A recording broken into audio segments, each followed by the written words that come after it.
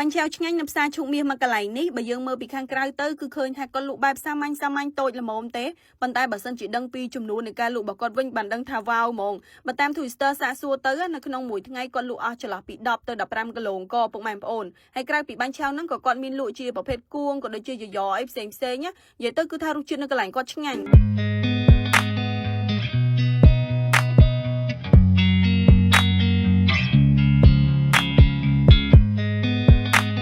នេះគឺជាទីតាំងហាងរបស់គាត់ដែលនៅប្រឆិតជាមួយនឹងហាងនំប៉័ងឈូកមាសដែលមានឈ្មោះថាពិភពបាញ់ឆាវ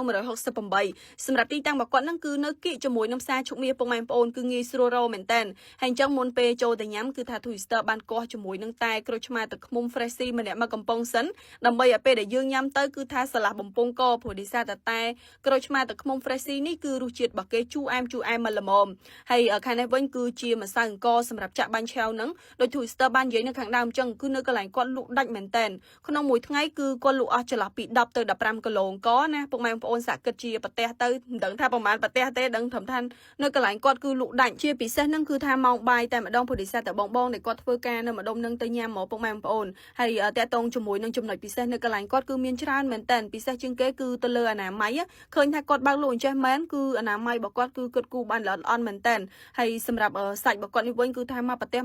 ដាក់មកឡើងមកពេញចិត្តតែម្ដងណាបើយើងញ៉ាំជាអាហារពេលថ្ងៃវិញគឺមកពេញចិត្តហ្មងពុកម៉ែបងប្អូនព្រោះដោយសារតែមកប្រទេសដូចតែបានឃើញជាក់ស្ដែងអញ្ចឹងហើយបងប្រុសគឺថាចាក់ម្នាក់ឯងតទៅ3ផ្ទះអញ្ចឹងមិនចាក់តន់ព្រោះដោយសារតែម៉ួយរបស់គាត់គឺច្រើនពេលដែល Twister ទៅដល់ហ្នឹងគឺអត់តន់មានម៉ួយទេប៉ុន្តែអង្គុយតែមកសន្ទុះហ្នឹងគឺថាម៉ួយមកឡើងពេញហ្នឹងតែម្ដងមានទាំងអ្នកទៅញ៉ាំផ្ទាល់ក៏ដូចជាខ្ចប់ណាអញ្ចឹងឥឡូវនេះគឺថាបាញ់ឆាវរបស់យើងបានមកដល់លើតុហើយពុកម៉ែបងប្អូនហើយ Twister ទៅជាមួយនឹងតែក្រូចឆ្មាទឹកឃ្មុំ Freshy បានកោះដាក់តកត្រជាក់អញ្ចេះទៀតមកគឺថាឆ្ងាញ់មែនតើ